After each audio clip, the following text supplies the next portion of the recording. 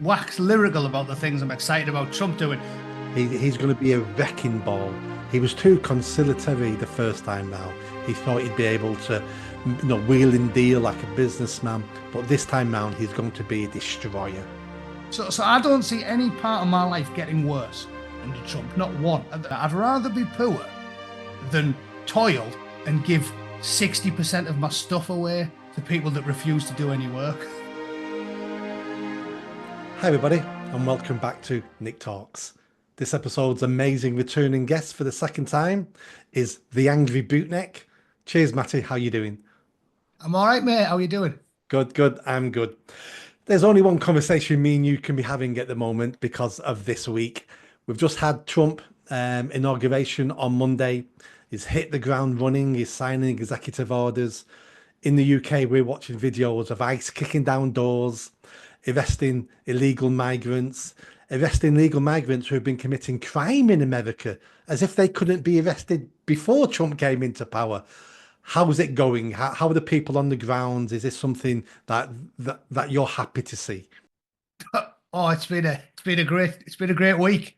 You know what? I think ironically, it turned out better for him, not having the back-to-back presidencies. Yes, I think so. Certainly my opinion.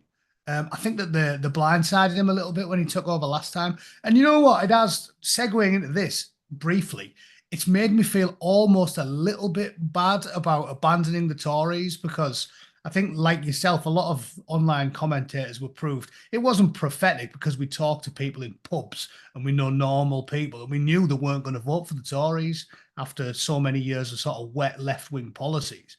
But it does almost make me feel bad for them because I do feel people like Priti Patel, Suella Braverman, for example, I do feel like they actually would like to enforce the borders. Like, it's not even controversial, let's be honest. Enforcing the border is normal. That it was always normal. And in the 90s, it was normal. It's not a far right extremist position to say maybe we should have a vetting process before we just let anybody in.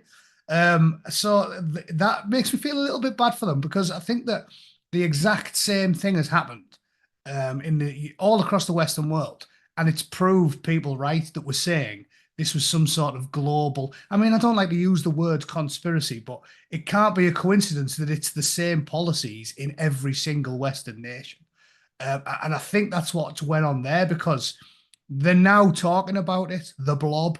Now that these weasels are out of office, they're happily talking about it. Michael Gove's trying to reinvent himself as a journalist. And now he's nowhere near office. He's talking about the blob tying the hands and making it impossible for them to achieve anything.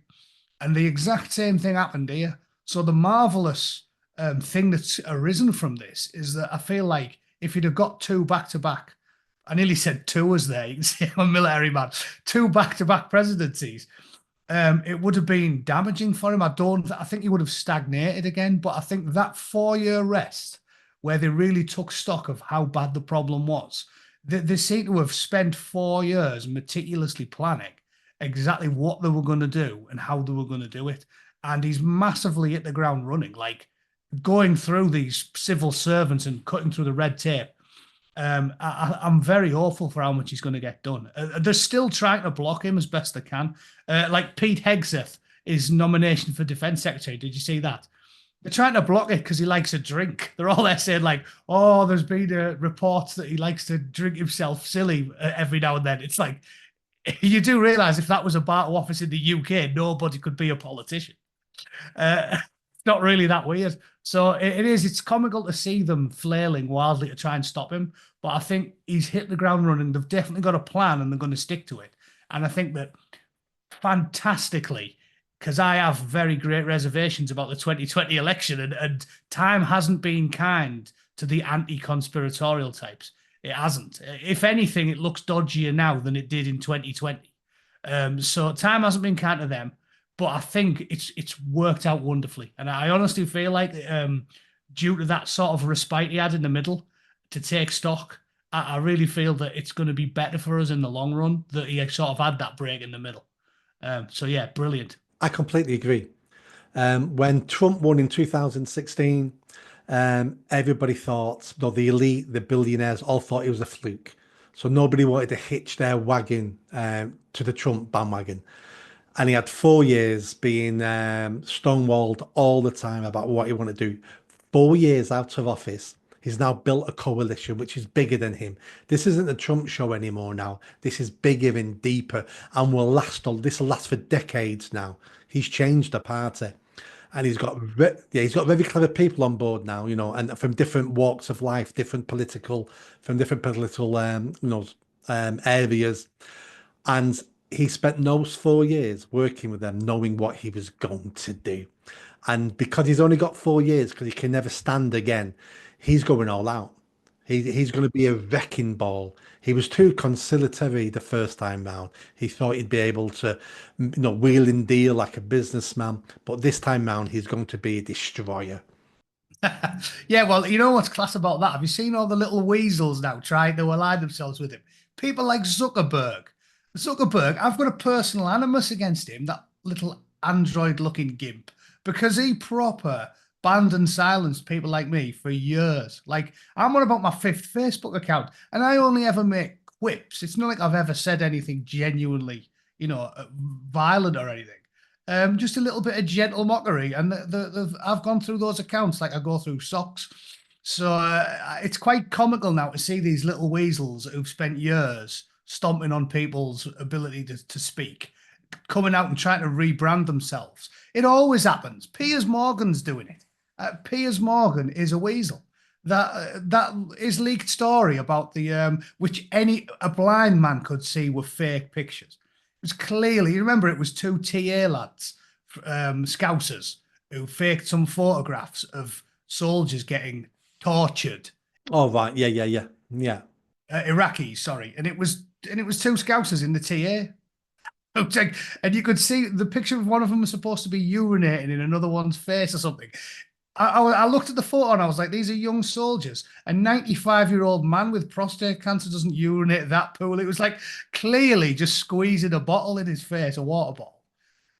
Piers Morgan threw him straight up there. And then when I was in Iraq, they're out there protesting, going mental, burning the town down with all these fake pictures that Piers Morgan put out there. So he's another one. They're all lining up now, all of them, to try and make out like the Trump pal.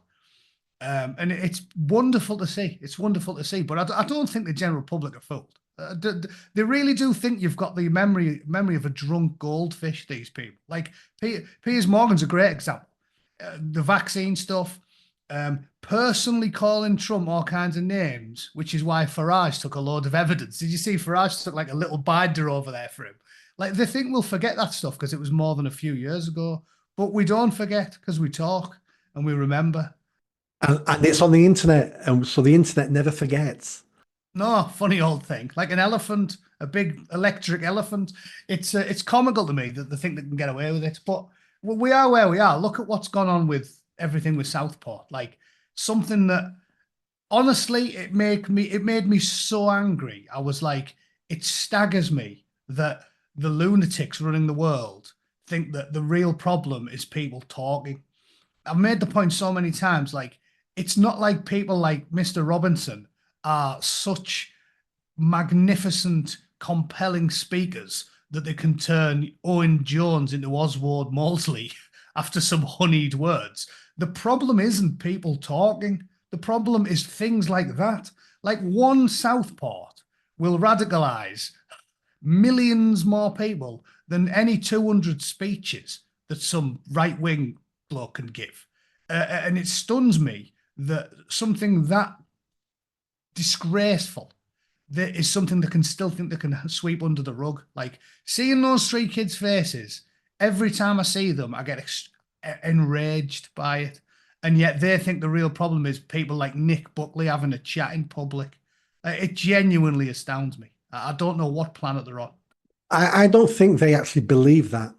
I think they're grasping at straws. They're grasping at straws, thinking out how do we control the public, because the public are angry, and we've seen what the public do. They've been on the streets, and even though the public think we're powerful, the government, the elite, the establishment, the establishment already know that they're really weak, that they can topple at any time when the public have had enough. but they convince the masses that they're powerful. They're not. We're the powerful ones. And when they saw us on the street, and some of the idiots throwing bricks at the police and trying to burn down hotels, I'm having none of that. Those people need punishing, of course they do. But when they saw this spreading across the country, they got scared. And that's why they came down hard with an iron fist and locked people up for Facebook tweets, not because they're scared of what we're saying, but they're scared of losing their position and they're scared of the public. And we should never forget that. They're scared of us and we should remind them of that all the time. 100%. The other thing is, I was actually chatting with a mate of mine from back home this morning, trying to, cheer him up a bit. I always tell my viewers the same thing, like, you have to avoid falling into the trap. Like, they want you to throw a brick at a bobby or set a big golden I always call it the big golden bed church. Set some religious places on fire. They want you to do that, so you deal with it with this in a stoic English fashion, which is stoicism and a stiff upper lip and a good sense of humor, which is what my whole stick is, just mocking them constantly in a somewhat juvenile fashion. But it's the best way to deal with it. And then I was telling him, like, you don't get angry enough that you're going to go and hoy a brick at a copper.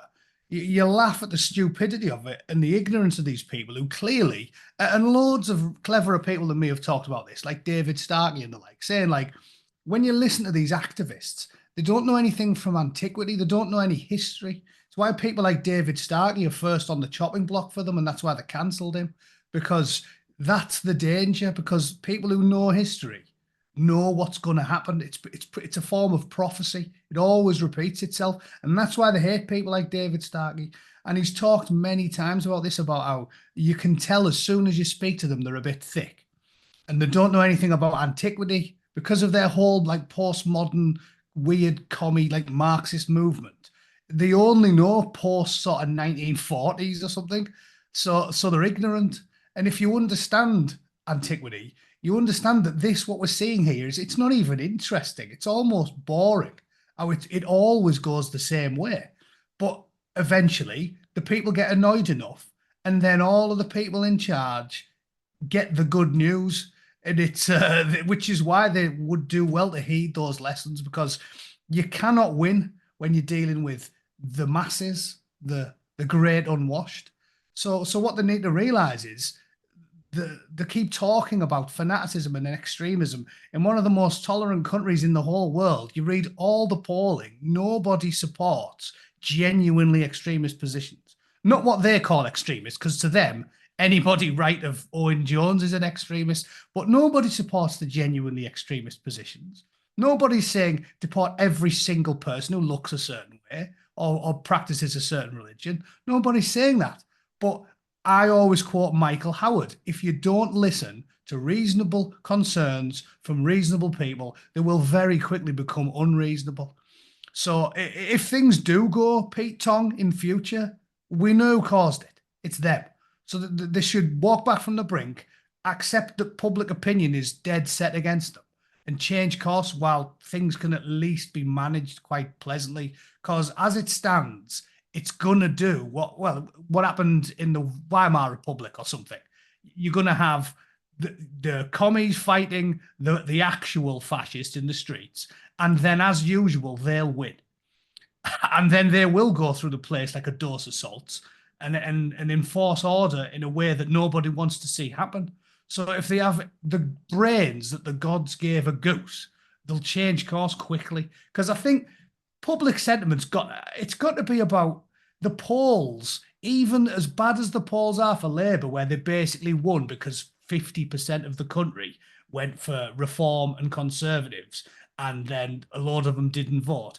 As bad as they are, it still is worse for Labour, because a lot of those old school Labour voters are socially conservative. Like a plumber from Newcastle wants to be tough on crime, wants to be tough on immigration, but he still voted Labour for whatever reason, ancestral reasons generally.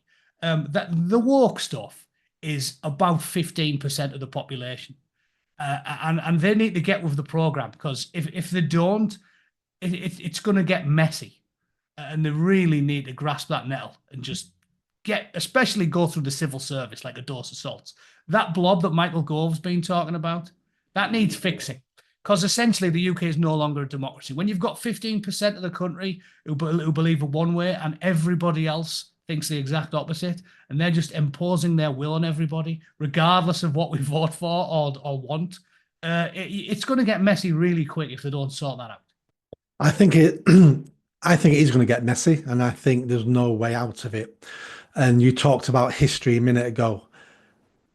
History teaches us that these governments and dictators never change. They have a playbook, and that playbook has worked for years or worked for decades. And even though it's a hard time for them at the moment, they're going, well, in hard times, this is what we do. We come down hard. We use more propaganda. We'll spend some money on something frivolous that will, like the circuses in Rome. We'll spend some money there. And they're going to carry on with that playbook. What they've not realised is that playbook doesn't work anymore now. Calling us far right doesn't work anymore now. Telling us we're the problem doesn't work anymore now. Telling us that a man can be a woman. Everyone now goes, no, they can't. The playbook's over. And there's going to be a mini revolution. And I don't mean a civil war, anything like that. I mean a revolution in politics, which we're seeing, which Reform are leading at the moment. And we'll see what comes out of that. Because we do things in this country in a nice way, a softer way. We don't have revolutions. We don't ever elect far right people or far left people. We're quite sensible people. And I think we'll get through this by changing the politics at the moment, and I think it's beginning to happen. And now Trump's taken charge, and it's already happening in Europe. It's going to speed up, and I can see it speeding up. Labour's already backtracking some of the crazy net zero stuff now. Tories are talking about mass deportations now. Things have changed. Oh, 100%. And as usual, the world goes where America leads. That Trump's winning is going to be good for all of Europe, because it's like the American blue jeans, right? Conquer the world with the American blue jeans. It's the power of the culture is inexorable. And I genuinely think it's going to have huge positives for all of Western Europe. It's like a freight train. The Americans are just too big and too powerful, like 330 million people, global outreach with Silicon Valley and Hollywood and all this stuff. Like when they start leading, we follow. And it's obvious to them now, as you're talking about how the world's changed. I've mentioned this before about Biden being a typical sort of old boomer, doesn't really know what he's on about. Well, he doesn't know anything these days. He doesn't. Even when I always say, even when he was 40, he was thick. So what do you think he's doing when he's 80? But I always tell the story about seeing that video of when he was visiting auto workers in the Rust Belt. And one of them said, "Are you going to take our guns off us?" And he said, "No, I'm never." He does that fake outrage. He does that. Bad liars think if you act like you're angry, that you're outraged because you're honest. You know what I mean? And he does that fake outrage thing he always does, which is cringe. It's like chewing the scenery. He's like, "That's a damn lie. I never said I was going to take anyone's guns." And this guy goes, "Oh yeah." And he pulls his phone out and plays him at a rally 2 days earlier in a blue area where he was saying, "You're damn right we're going to take the guns." You know what I mean? These people don't realize that the world has changed, and Elon Musk's making this point. So that right there is it in a microcosm. That's what's gone on. They still think if you control those Scoop McLean, the journo with his trilby on, they think that if you control them, that you control the power and the narrative. But in this day and age, you don't, as proven by the auto worker. Yeah. Again, he's going to the old playbook because it's worked for decades, and these people haven't realized it's all over now. The internet, social media, it's all over. That everything's changed, and the new generation of politicians will be a lot better, hopefully, because they'll be brought up knowing you can't say two things to two different people because they will speak to each other online, and then you're a liar. Then no one will believe you. Yeah, and this is what I'm saying. Like, if you think about it, if you were just to go back 50 years, this is why they're slow to catch up. They did control the narrative because if he was in a blue state and he says, "Yeah, we're definitely taking all the guns," there's a few reporters and they're, communicating by telephone and snail mail. If they're on board and he says, "Oh yeah, make sure you don't mention that to anyone in the Rust Belt," they'll go, "Cheers." So he pleases all of his crowd in the blue area, and then he flies 1,000 miles to the red area. They don't know what he's just said, and he says, "Oh, I'm definitely not going to take all your guns." Speaks out of his mouth the most brazen, flagrant, blatant lies, but they don't know about any of it. But now there's 1,000 people videoing it, and it's on X, and the outreach of them compared to the likes of even the biggest ones you can think of in the old MSM, like the BBC or CNN, the numbers tell the story. You can't. Mathematics is irrefutable, and some of those videos.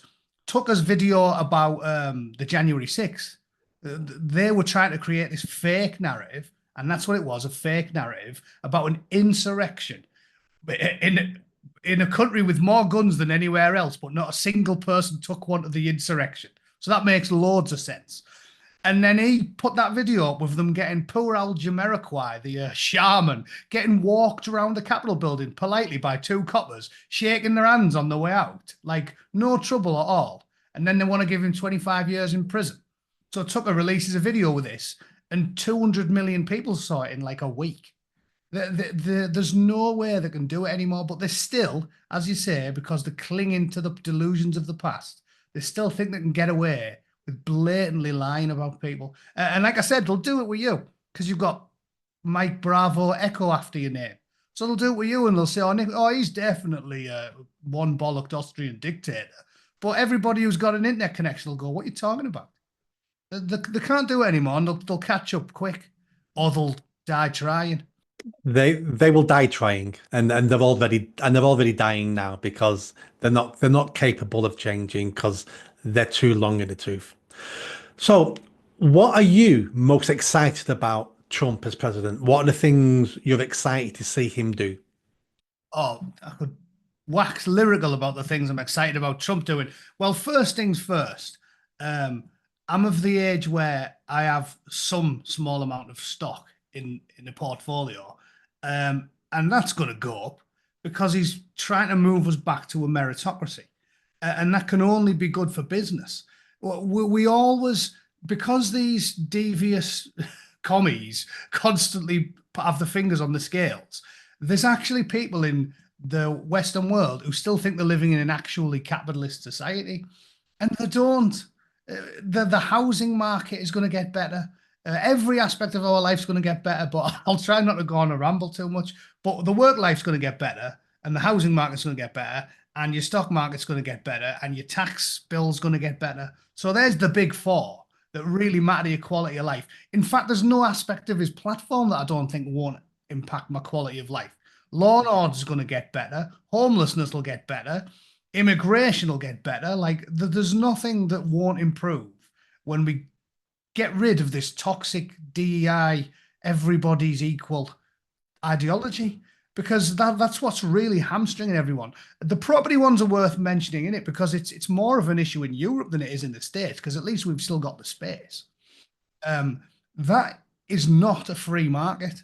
What they do is they ruin the free markets by covert means. And then they say, "Oh, look at that, the free market's not working."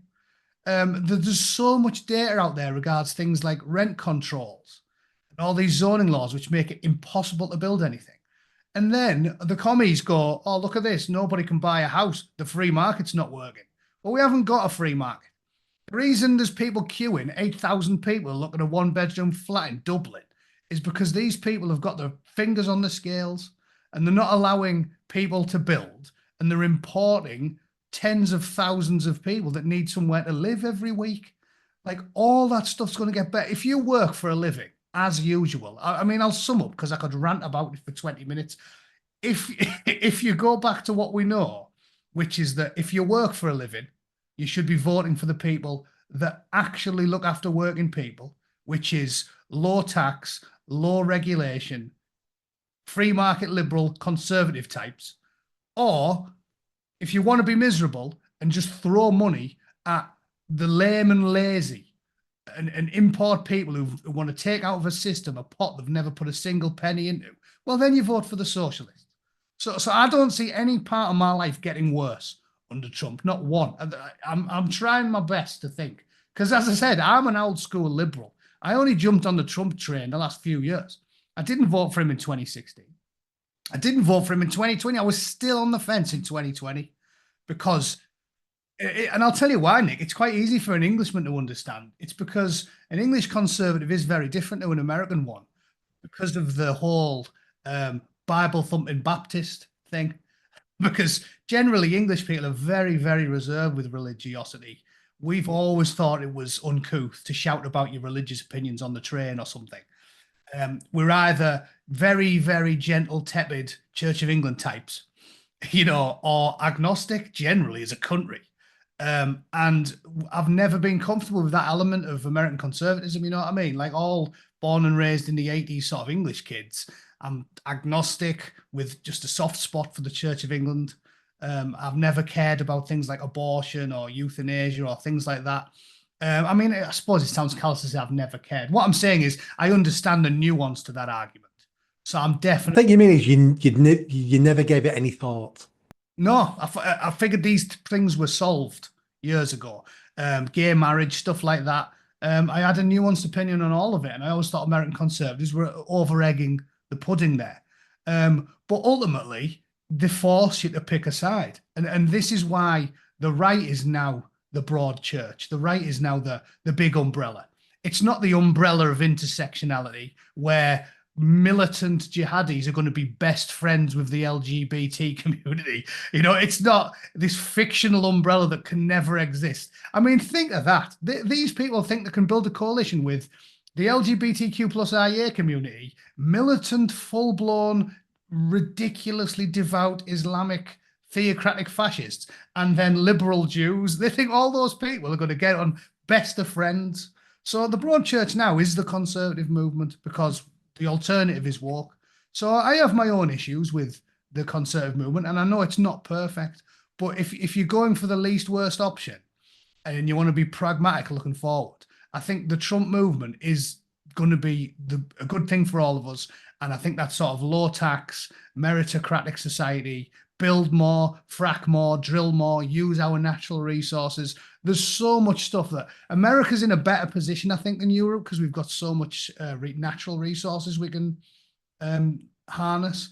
But I think it definitely is. His platform's going to be good for the entire Western world.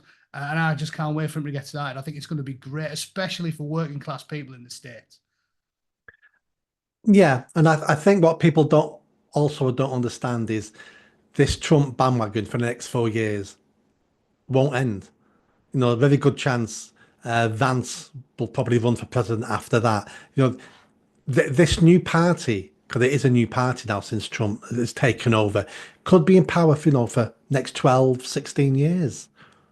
You never know. I mean, history points us that way, doesn't it? As I said, at the end of the day, the old axioms are always true. That's why I always say that, the reason something becomes a saying is because it's true. Things like, a rolling stone gathers no moss. If it was nonsense, gibberish, it wouldn't have took off. There's a reason the old adages make sense. And everybody knows the whole, if you're not a liberal when you're 20, you've got no heart sort of thing. It's because it doesn't work. It doesn't work. Capitalism's not perfect, but there is no possible way we can arrive at a system with our current technology. Like, okay, if we've got replicators like on Star Trek, yes, let's have a socialist utopia. But until that happens, a man has to be able to keep what he creates with his own hands. And a man has to know that if he labours, he gets to keep the fruits of his labours. And okay, it's not perfect, but it's better than the alternative, which is a race to the bottom. And I've ranted about it on my live streams before. Like, I get so angry about it. I'm like, I'd rather be poor. You can tell I'm a chippy northerner. I'd rather be poor than toil and give 60% of my stuff away to people that refuse to do any work. Like, I'd rather be poor. If I could eke out an existence just living off rain and porridge and not give any money to people that hate me, which is essentially what we're doing now. I'll take that. I don't think these people, these socialist do-gooders, realise how stubborn the average working man is. Like, as it stands in Europe, working class blokes are toiling away to give free housing and free food and free clothes to people that don't work, won't work, and don't even like them.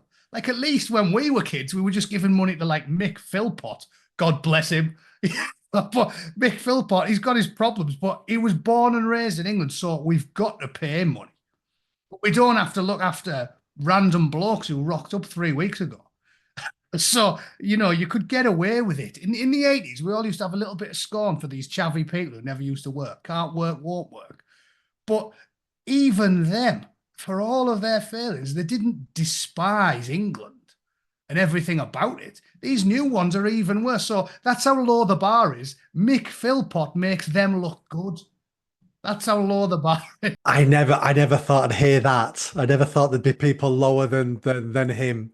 But no, your point's spot on. Your point is spot on, and that's why socialism doesn't work, because the people who graft end up resenting the people who don't graft, and yeah, exactly, and that resentment splits communities and societies in half. Matty, cheers for coming back on. I think we'll leave it there till next time. Next time, hopefully, Trump would have done more stuff in the next couple of weeks and next month, and you can tell us all about it. As a Brit living in California, I mean, California's got its own problems. That's a discussion for another day as well. You always coax a good rant out of me, Nick. That Potsy always wearing his England shirt. I'll have to remember that one.